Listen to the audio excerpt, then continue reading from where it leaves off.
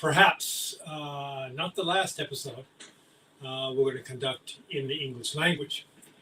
We'll continue to broadcast on Thursday evenings, but it'll be more about actual exercise performance, although interspersed with some exercise theory.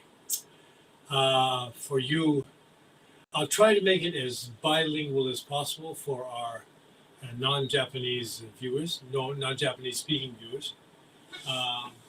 If you've been in Japan a long time, I assume a certain level of understanding. So it's not complicated. So to put that aside, tonight I'd like to start off the exercise regimen with an exercise modality for lower back pain. Before we actually do the exercises, if you're at home and you have a space where you can lay down, perhaps doing the exercise along with me might give you a better understanding. If not, this episode will be archived and recorded, so you can refer to it at some other time. Not a problem.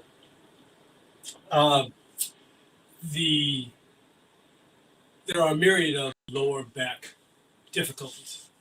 We're talking lower back, so the cervical spine is the 7 vertebrae around your neck, which merges into the thoracic spine, which the nerves radiating from the thoracic spine have a lot to do with internal function, liver, kidneys, spleen, heart, those kind of things.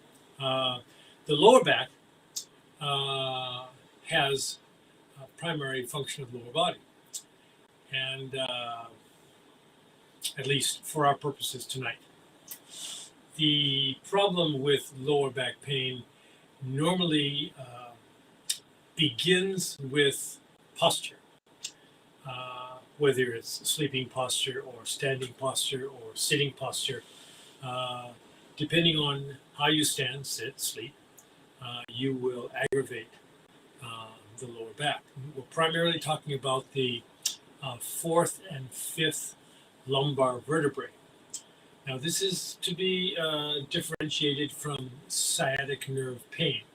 And sciatic nerve pain is a combination of the 3 nerves exiting both sides of the 3rd, 4th, and 5th vertebrae, merging into a single very thick nerve that is relatively easily compressed. So let's start with posture.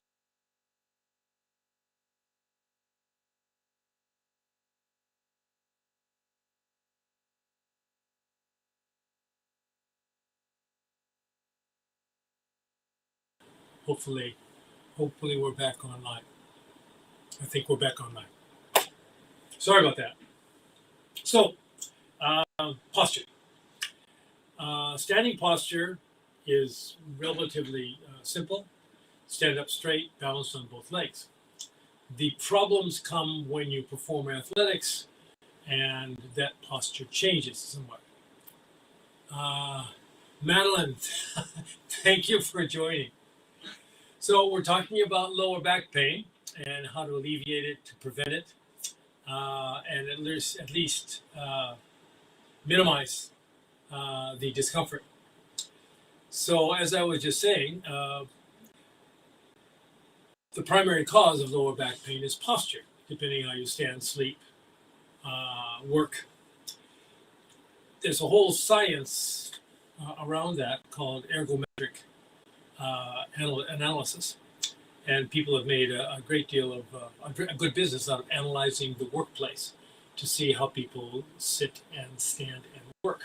So the baseline is that your feet should be firmly on the floor, your knees should be a 90-degree angle, your upper body should be a 90-degree angle to your lower body, and you should not hunch over. And your hands, if you're using a computer, which many people do nowadays, the hands should be slightly lower than the elbows so that the trapezius muscles relax and you maintain erect posture and work from there. So even though that's a simplistic explanation, that position is not easily maintained. It depends a great deal upon lower back and abdominal strength, something we're going to touch upon tonight. I think the problems arise when people get fatigued. And if you're working like this, that's fine when you begin with, and then gradually, as you get more and more fatigue, you lean forward and you slouch and you're like this, and your posture suffers, and that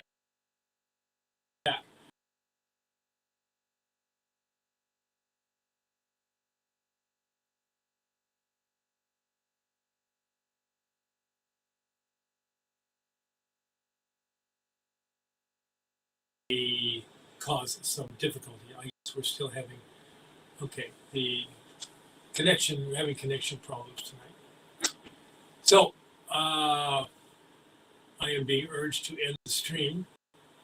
So I'll tell you what I'm going to do. If you will bear with me, I will transfer to another area and correct this situation. So give me 5 minutes. This is important.